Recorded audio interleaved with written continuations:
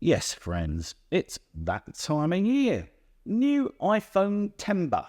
When Apple fanboys like me try to justify an expensive upgrade, and Android owners flock gleefully to the comment section to mock the Apple faithful.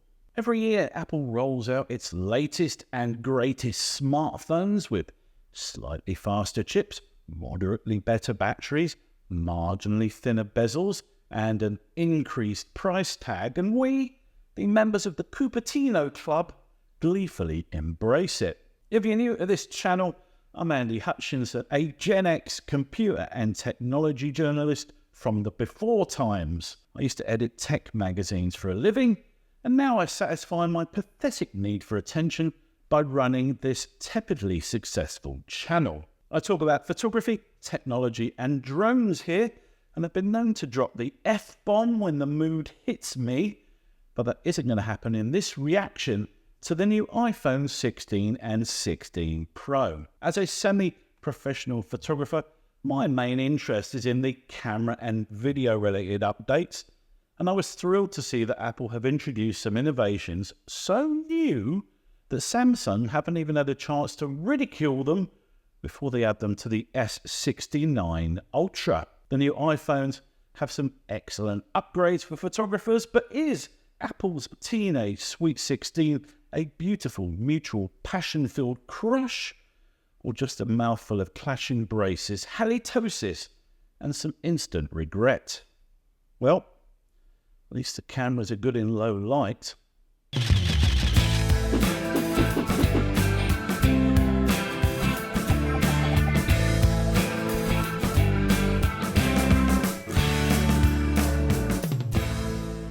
I upgrade my iPhones every 2 years, and as I'm currently using the 14 Pro Max, I was paying special attention to the iPhone 16 keynote delivered by Tim and the gang as they hung out at various photogenic locations around San Francisco. Informative and educational. Those of us expecting to hear about slightly improved optics and sensor sizes were surprised when Apple revealed some genuinely cool new features, including a funky new elongated tactile camera control button. This slimline recessed button squeezes more tech into its tiny footprint than you get in an entire phone a decade or two ago. But this is no mere button, my friends. Oh dear me, no, this is an Apple button. It has a force sensor with haptic feedback and a capacitive sensor under sapphire crystal. Never mind the quality, feel the width, madam. This new button's purpose is to address one of the most annoying aspects of smartphone photography: control. It's been designed to serve as a stand-in for those lovely tactile circular knobs you get on the top of traditional cameras. Rather than fanning about, swiping up on the camera controls on the touchscreen, you can use this new capacitive button like a scrollable wheel, changing zoom, aperture, or other common camera settings. There's little doubt in my mind that this will be an extremely popular feature. After all, there are cases out there, such as the Fjord Grip, that were designed specifically to add physical controls to iPhones. The button isn't limited to the official camera app, of course. It can be used by any app for any purpose, so expect to see it implemented by Halide, Adobe, and the other popular camera app developers. Reading the official documentation on the Apple website, it does appear that they're going to introduce a two-stage shutter to lock focus and exposure, so that's cool. I just wonder why such an obvious feature couldn't be in it at launch. Okay, that's enough about buttons. Let's talk cameras, and there are a couple of big upgrades on that front. The new main 48 megapixel camera on the 16 and 16 Pro have been rebranded as a Fusion camera. The last time Apple used the word Fusion, it was in reference to the horribly unreliable hybrid digital mechanical drive that they used to put in iMacs. So let's hope this technology is slightly more dependable. It's called a Fusion camera because it combines a very high resolution image with a separate one that's been optimized for light capture. The light capture is created by grouping every 4 pixels into a larger pixel, and if that sounds familiar, then you'd be right. It's called pixel binning and it's been around for years. The twist here is that pixel binning is traditionally used to improve low light performance by increasing light sensitivity at the cost of resolution.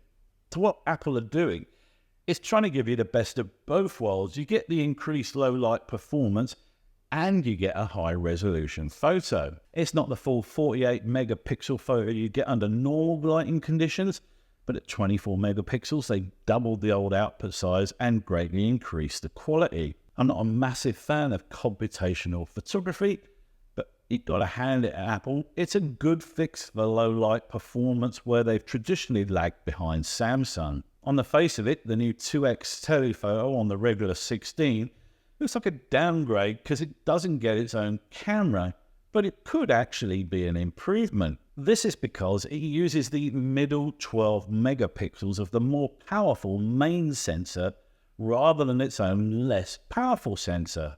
Bigger sensors mean more light. Apple are claiming 1.6 times more. Meanwhile, the old ultra-wide has been updated too with autofocus, a better sensor, and an improved aperture of f2.2 down from 2.4 on the iPhone 15. If you shoot regularly with the ultra-wide camera, then you really need to be looking at the 16 Pro or Pro Max, but more on that in a minute. Both the regular Fusion camera and the improved ultra-wide on the regular iPhone 16 now support spatial capture. This will be of huge interest to the couple of hundred people that bought a Vision Pro and content creators on OnlyFans looking for a point of difference.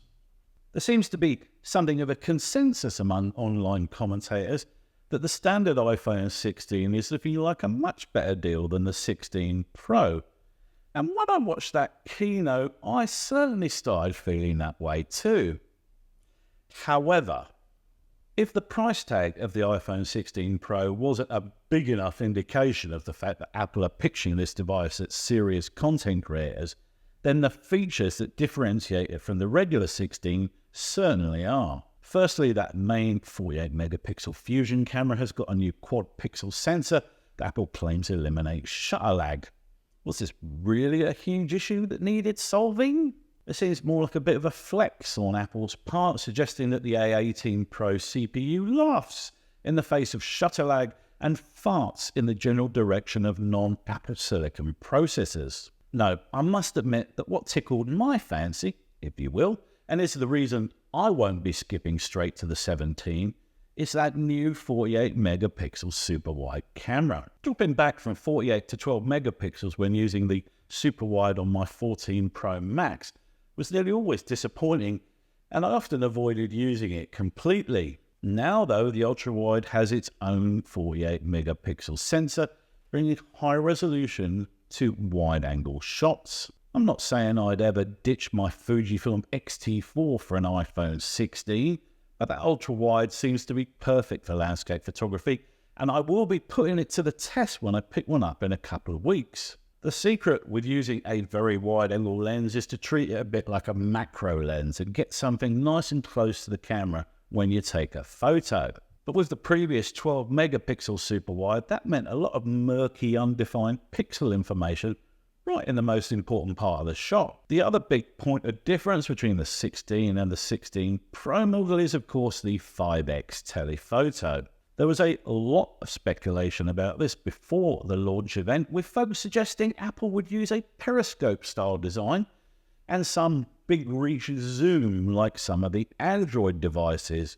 And they were partially correct. It's only a 5x telephoto, but it does use something called a tetraprism design, which is kind of like a folded periscope. Basically, it's 7 tiny layers of optical glass that bounce and fold the light in order to achieve 120mm focal distance and an f2.8 aperture inside the same size camera enclosure. It's the same sort of technology that camera manufacturers have used in viewfinders, so it's interesting that Apple chose this approach rather than the standard periscope design, which is known for losing light. You can also push that 5x out to a 25 times zoom, equivalent to a 600mm lens, but since it is a digital zoom using computational photography to enhance the image, it's highly unlikely to result in the kind of photographs you'd want to print big and stick on the wall. There have been filters in the camera app for as long as it's existed,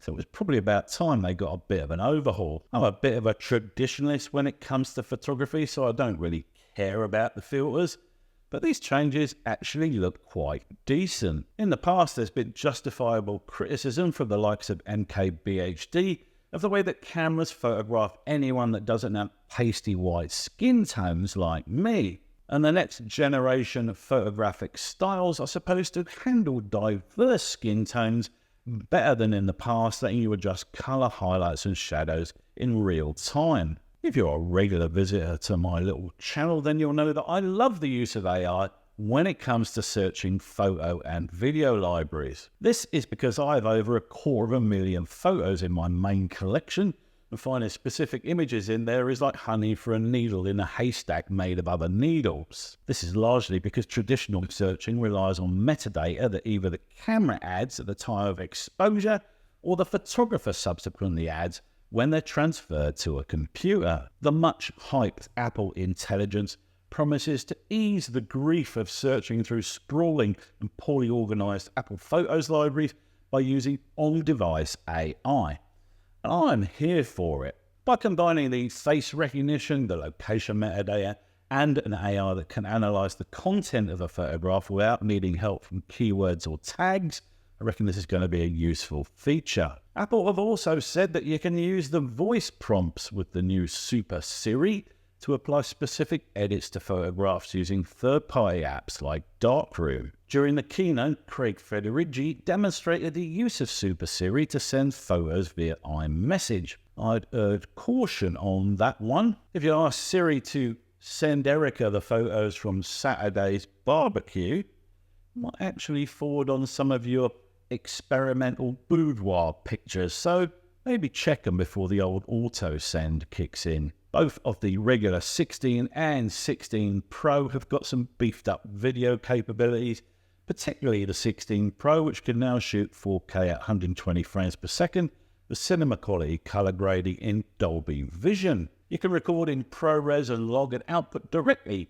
to external storage, a feature that's proved very popular on the iPhone 15. Audio got a big boost too. 4 studio quality mics now allegedly provide cleaner sounding recordings. And there's a neat audio mix feature that uses machine learning to separate audio elements, offering 3 mix options for creative sound editing that are likely to prove popular with content creators like me. The in-frame mix isolates the voice of the person on camera, while a studio mix removes background noise and other audio distractions like echo. So that's the headline photo and video stuff. There are some other features of the iPhone 16 that are of interest to photographers. The ability to send text messages via satellite when you're outside cell phone tower range is a big deal. I once fell off the radar, so to speak, out in one of the massive national parks here, and as I was long overdue, the missus was close to calling in search and rescue. The new satellite text facility means that specialist tools like the Garmin InReach are a bit redundant now, since you can now send cat stickers when you're in the arse end of nowhere. As someone who makes Australia's infamous breakdancer Rachel Raygun Gunn look coordinated and elegant, I also appreciate the new titanium case on the 16 Pro, along with that IP68 water resistance rating. Robust is good when you've got sausage fingers and ADHD.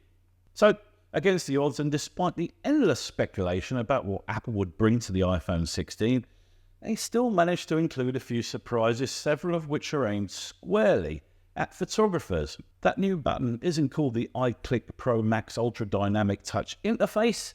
It's called the Camera Control button, and it's a welcome addition to the iPhone ecosystem. One common theme that connected the upgraded cameras was a stronger emphasis on light. Apple's approach in the past was to use computational photography and 12-shot stacked images to fix bad lighting, so it's good to see them using physical upgrades to improve light, because it will mean better photographs. Everyone's iPhone upgrade schedule is different, and the decision to buy the latest model is always based on our personal use cases and whether or not Apple have given us a compelling enough reason to move on. Personally speaking, I'm looking forward to getting my hands on the 16 Pro Max and will enjoy testing Apple Intelligence when it eventually launches here in Australia. Also, the new 48 megapixel super wide camera, and of course that new camera control button. I won't be mourning the loss of the Apple stickers in my iPhone box because I've got a drawer full of them already. Are you an iPhone user looking to get a 16? What features are you most interested in? Do let me know in the comments section below. If you got value from this content, then do please hit the old like button and consider subscribing for more photo, video and drone related content from yours truly. Until the next time, guys, ta-ta.